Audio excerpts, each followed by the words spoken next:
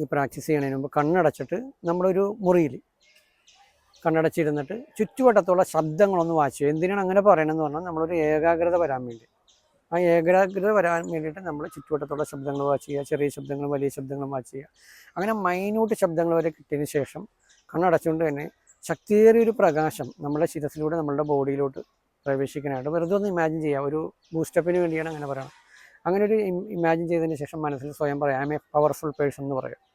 അതിന് ശേഷം നമ്മൾ ഈ ലിസ്റ്റിൽ എഴുതിയേക്കണ ആൾക്കാർ 1 by 1 ആയിട്ട് ഓർക്കുക.